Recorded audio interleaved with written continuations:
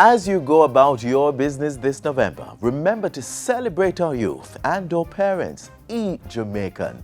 Be aware of diabetes and the dangers of drugs. Embrace science and technology and give a thought to what local government contributes to your community. That's right, all of those are being recognized this month as special observances, and all are worthy of your attention. To find out more, visit the JIS website and, of course, watch Jamaica Magazine every day. Hi, I'm Adrian Atkinson. Welcome. Don't move.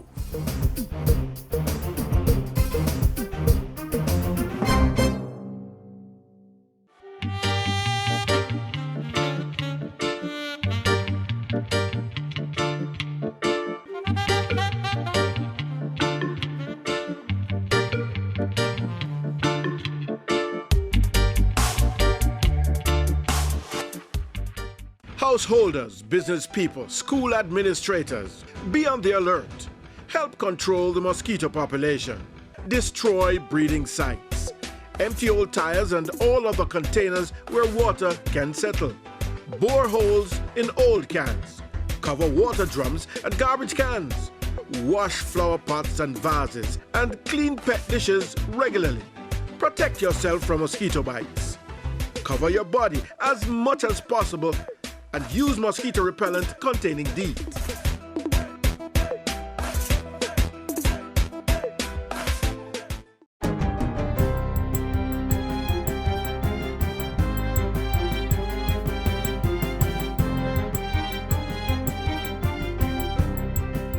Good day, I'm Carrie Ann Smith, and this is your JIS News for Friday, November 6. Prime Minister Portia Simpson-Miller yesterday gave instructions for the health sector audit report commissioned by Portfolio Minister Fenton Ferguson earlier this year to be released today.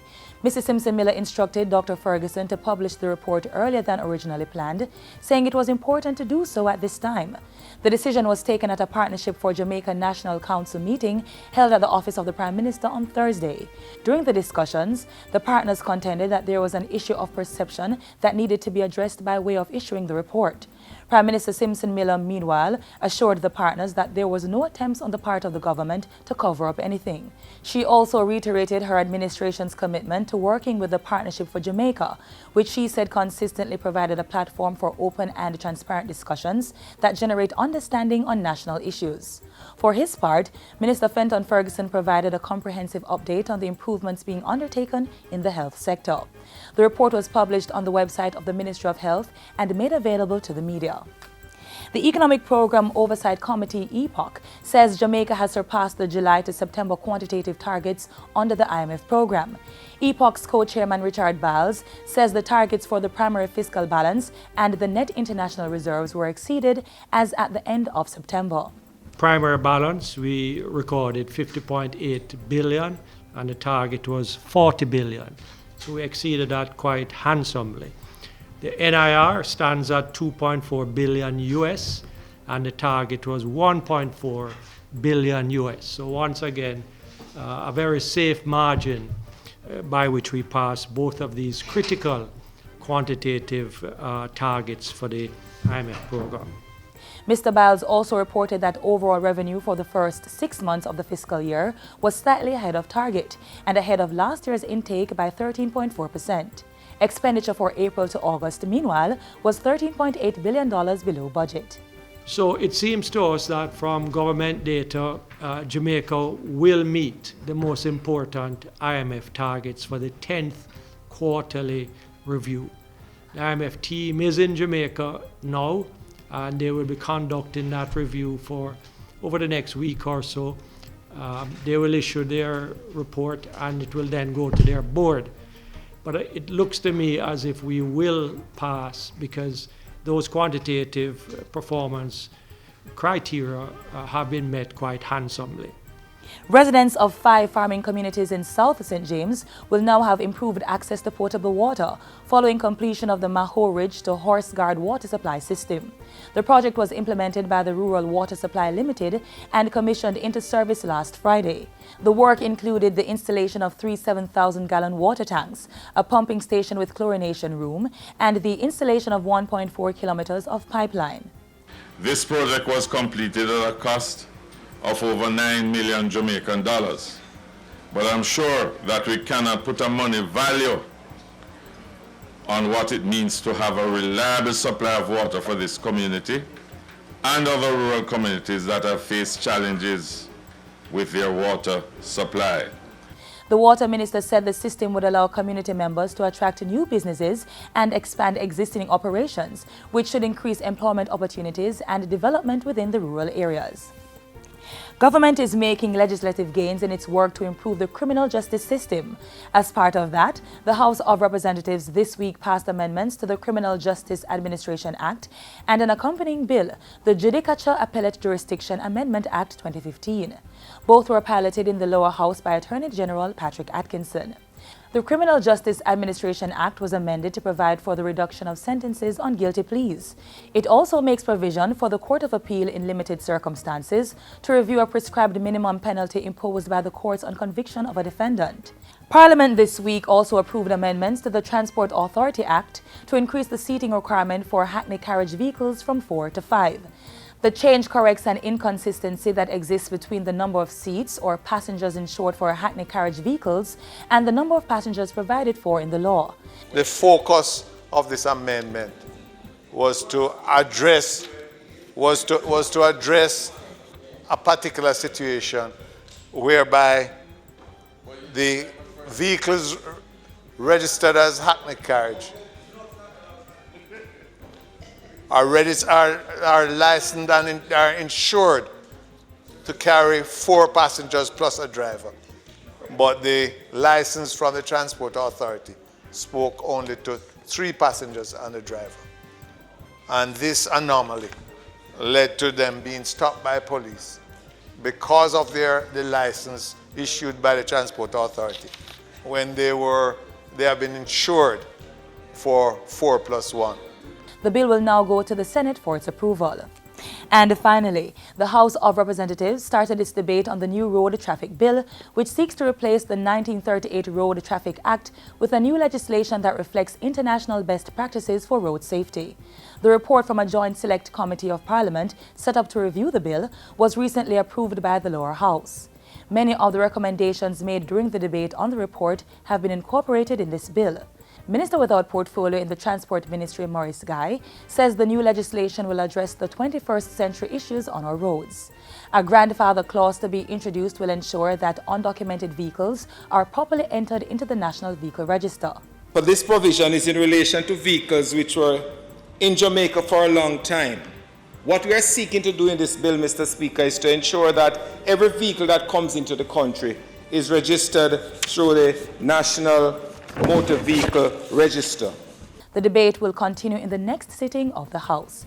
And that's it for JIS News Today. I'm Carrie-Ann Smith. Thanks for watching.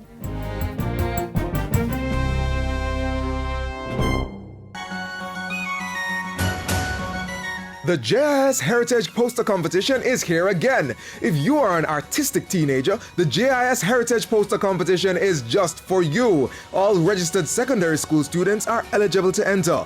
All you have to do is this: complete the entry form on the JIS website, jis.gov.jm. Then create a poster using images provided in the picture resources on the JIS website. And the topic: a moment in the life of a Jamaican national hero. Ensure that your poster is no larger than 11 inches by 17 inches and keep a copy of your poster. Posters will be judged on interpretation of the topic, originality, and presentation. Now for the submission details. Upload computer-designed posters using a cloud storage service such as Dropbox, SkyDrive, or Google Drive. Mail or drop off illustrated posters at the JIS head office or Montego Bay office. Deadline for submission is Saturday, November 7, 2015. So come on, unleash your creativity and win lots of prizes. For more information, contact the Jamaica Information Service at 926-374-026, extension 2137-2023, or email heritageposter@jis.gov.jm. In November, each year we observe Local Government and Community Month.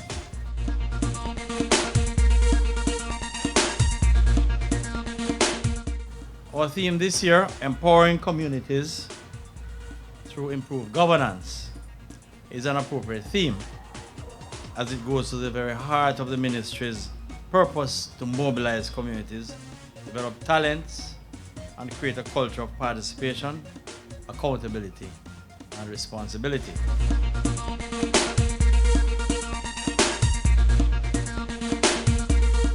During this time, we try to highlight our achievements and recognize our stakeholders and devise ways which we will enhance the delivery of services to communities in Jamaica.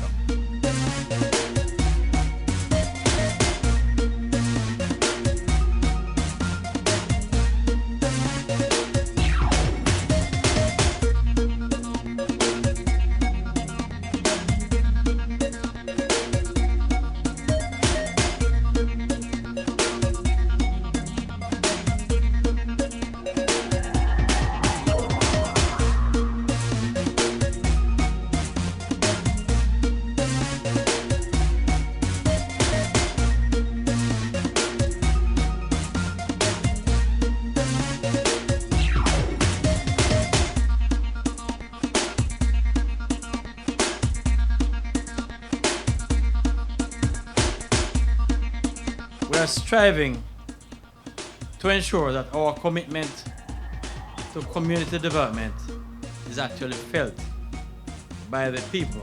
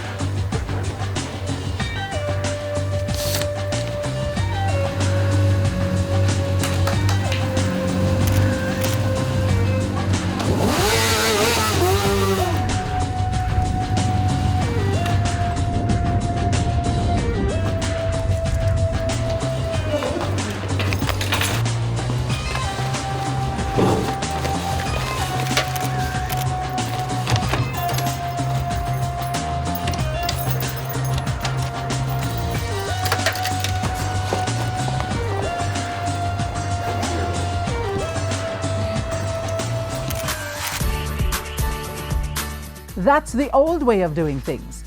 Introducing Government of Jamaica Electronic Procurement, a speedy, transparent and accessible online method used to bid for government contracts. Contact the Ministry of Finance and Planning for more information.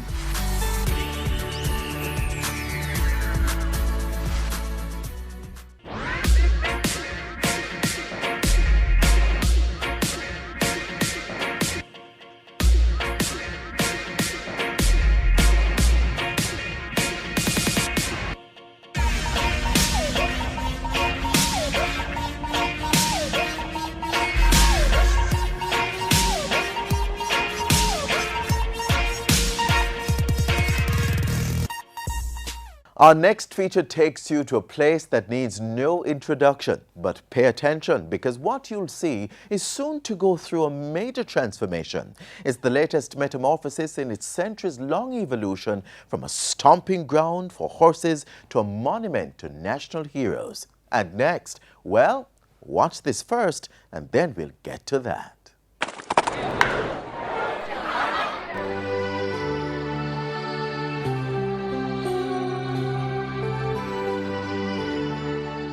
For a century and more, you could lay bets on the finest equine legs around Kingston Town.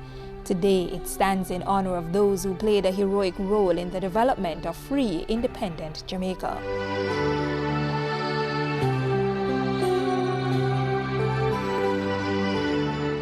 If you were living in Kingston in the late 1700s and fancied a day at the races with enough quid and an eye for the fastest horseflesh, a purse of £100 sterling could be yours for the taking.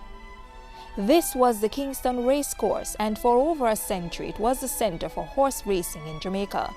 It's believed to have been founded in 1783 and purchased by the Kingston Council in 1818 for £985 and 10 shillings. Back then, it was part of a property called Montgomery Pen. but the more appropriate name, Kingston Racecourse, would stick with the downtown site until the dawn of the 20th century when horse racing moved uptown. Throughout the centuries, what is now the National Heroes Park has witnessed many commonplace moments and historic occasions. Jamaicans of the 19th century might have enjoyed a game of cricket, a bit of cycling, or even a traveling circus.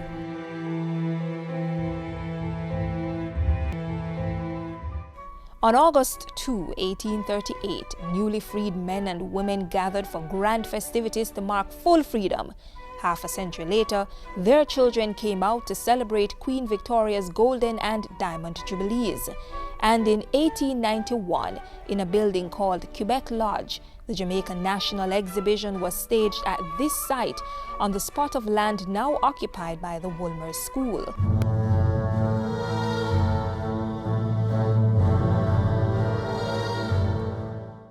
In the second half of the 1900s, the Kingston Racecourse was converted into a public park and renamed the King George VI Memorial Park in honor of the British monarch.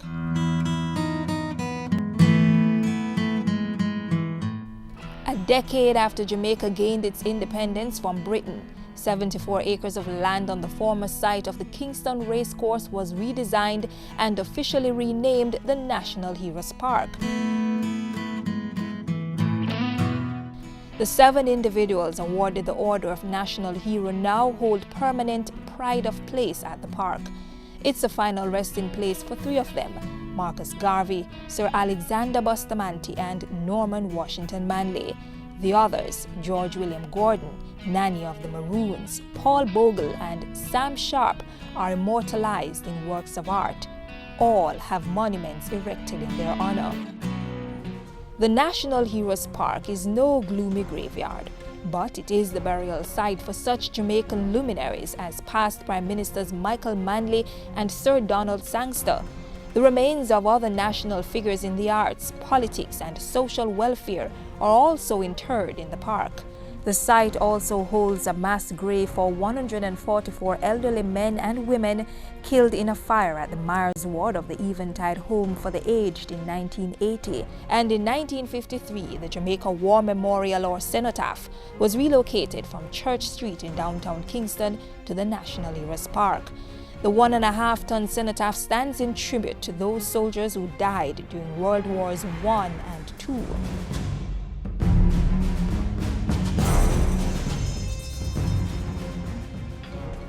Members of the island's defense force maintain a constant vigil at the cenotaph, and on the first Sunday of every month, there is a ceremonial changing of the guard, complete with music by the Jamaica Military Band. For the 2012 Labor Day celebrations in the year of Jamaica's Golden Jubilee, the National Heroes Park was chosen as the national project. It recognized not just the heroic figures that are entombed or memorialized at the site, but also the many landmark events that continue to take place there, like the December 1976 marriage of music and politics to promote peace. Roots people, said I see you're having fun, rocking to the roots and rocker. Oh, island in the sun. So we've just reacquainted you with the National Heroes Park. Why, you ask? Well, because the government is planning to radically change the look and feel of the site. Check out the short teaser of the plan unveiled just this week to turn the National Heroes Park into Kingston's newest crowning jewel.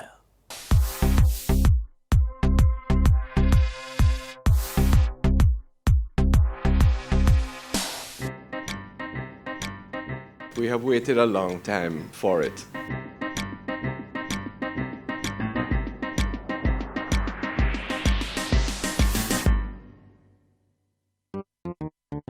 It's time to march into the future to build another generation.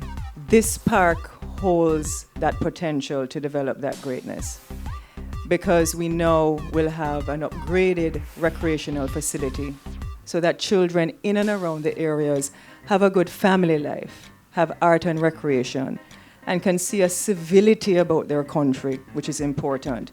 We long for the day and expect it when the great Parliament of Jamaica will be sited at the top of the north of National Heroes Park. And we dream of the time when this good place, embodying the spirits and the lively presence of our national heroes, our prime ministers and our cultural icons, can be a meeting place for the communities. National Heroes Park is the lungs of Kingston redevelopment.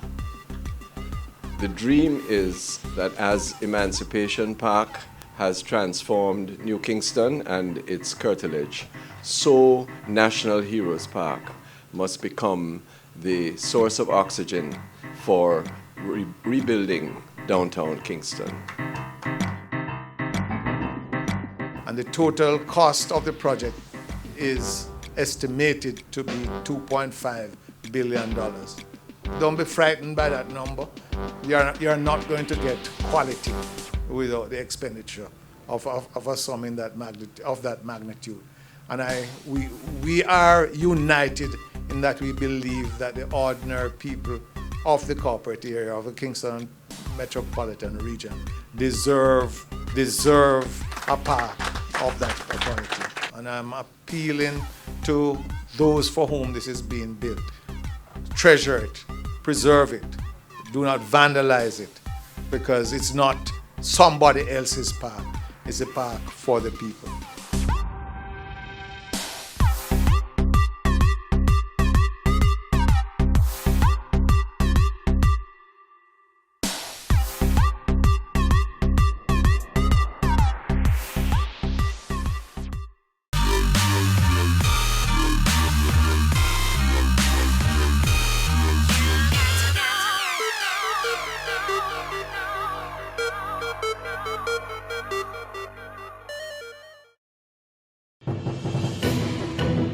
The JIS Heritage Essay Competition is here again. If you're a primary or preparatory school student aged 9 to 12, you may enter. Write an essay on the topic, A Day in the Life of My Favorite National Hero.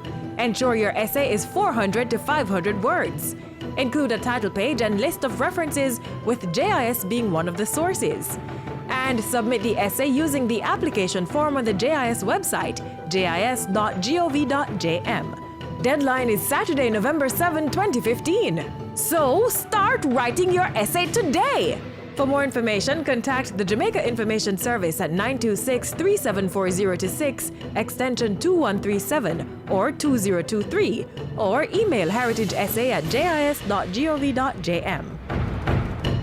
I'm excited. That artistic impression we saw earlier of the National Heroes Park, I'm excited. Let's keep the goodness going, because not too far from Heroes Park is another repository of Jamaica's rich culture, the Institute of Jamaica's Music Museum. The museum's catalogue was recently strengthened with an infusion of ska memories. Take a look.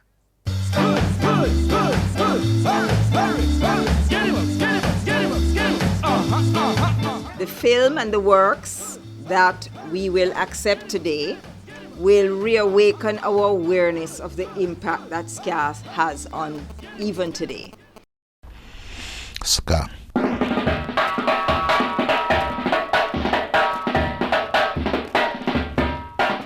I first came up with the idea for this film in December of 2000, when I was a disc jockey up in Minneapolis, Minnesota on a radio station. And I was hosting a ska show, and I was starting to do phone interviews with some of the older original ska artists. And I just completed an interview with Derek Morgan, and it was fantastic. And I turned to the other DJ and I said, when is someone going to make a movie on the music that we love? And literally a light bulb went off. It was the first music that opened the eyes of the world to Jamaican artists. So when you heard it, it was a connection with the people. There's a vibe in the music.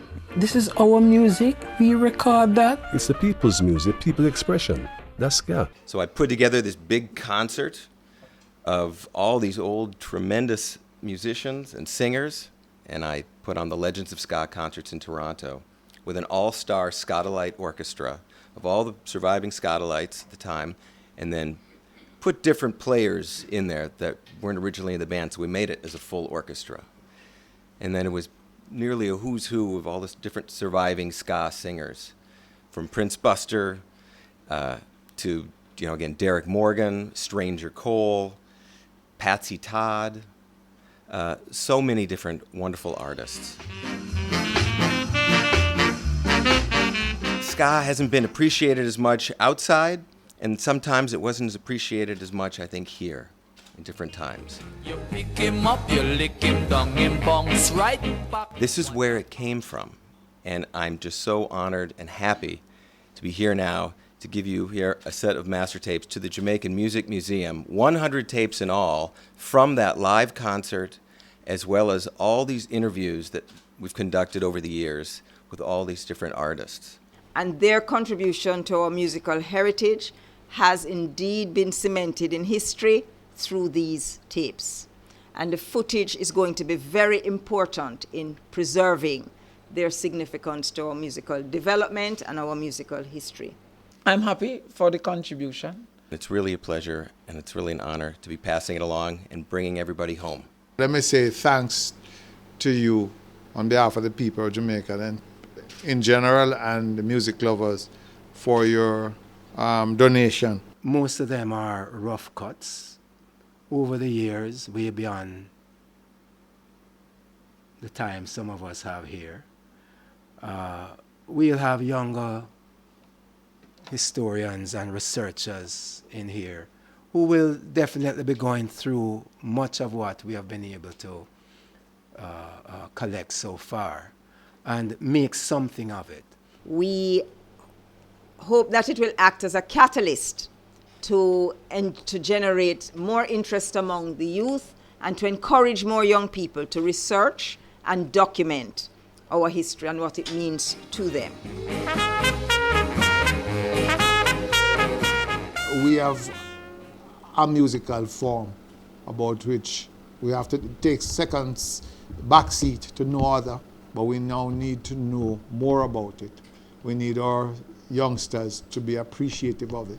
Entertainment has always been a source of refuge. And so therefore, this is simply in my mind a start of what is necessary to encourage Jamaicans to accept output of self.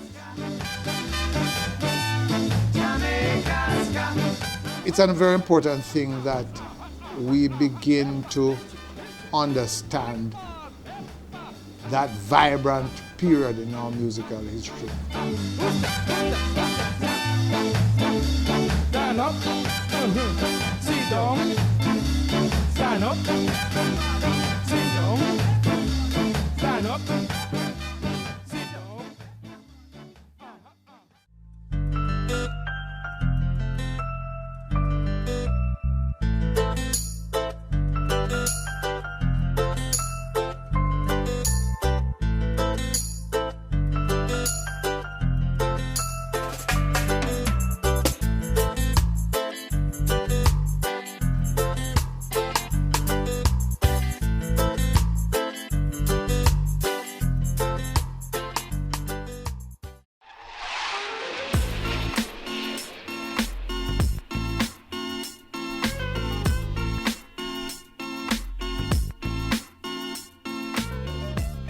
That's it for the show. If you missed anything or just want to see it all again, go to our website, jis.gov.jm. Our features are also on YouTube.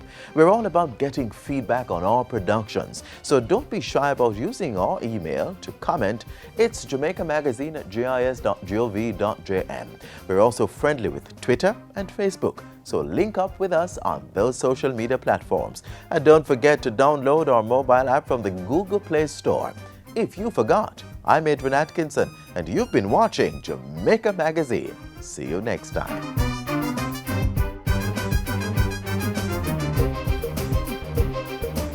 This has been a production of the Jamaica Information Service, the voice of Jamaica.